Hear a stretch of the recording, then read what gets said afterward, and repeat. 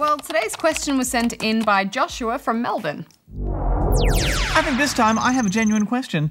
I have only recently heard that Nintendo gave in, their words, and are finally considering Mario and Zelda and a variety of other games for smartphones and iPhones, and was wondering why companies don't do this in the first place.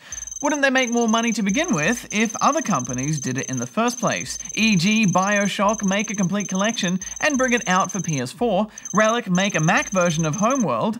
Is it really that complicated to make a game for all/various platforms? Well, Joshua, obviously we can't speak from experience on how complicated it might be to make a game for one platform, let alone all platforms. Yeah, but based on comments that we've heard from a lot of developers, it actually isn't that simple to bring games out on multiple platforms. Each platform has its own quirks and issues that need to be sorted out, so it's not as simple as simply flicking a switch. Yes, not only does each version take time and money to make, they also have to support it with patches and customer service after they make it. So publishers and developers have to make tough calls on where they want to spend their limited resources.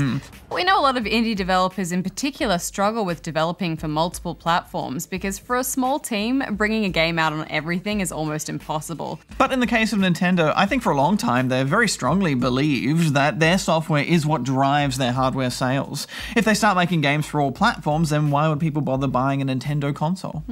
That's a fair point. And from the sounds of it, Nintendo aren't going to be porting their major console games over to mobile. They'll just be making new games specifically for mobile based on their franchises. So I suspect the reason why they've decided to do it now, finally, is that they can see there's just so much potential in getting their franchises on the billions of mobiles out there. Plus, Nintendo are probably hoping that some of these new mobile players will consider buying their consoles to get the more meaty AAA experiences. Well, on that note, it's year review time.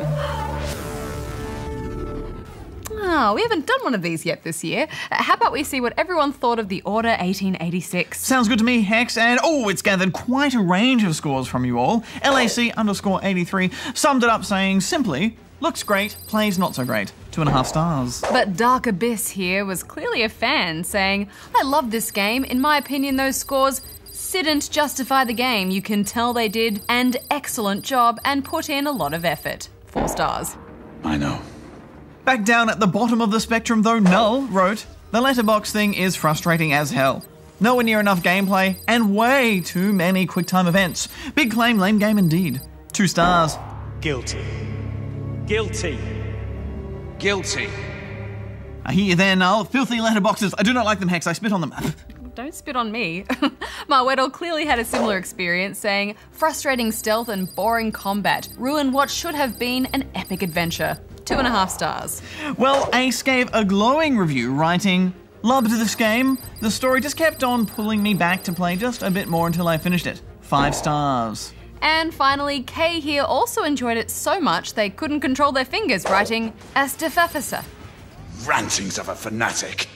4 stars. Insightful. Well, if you have any questions that you would like to ask us, you can do so via this web address. On the internet.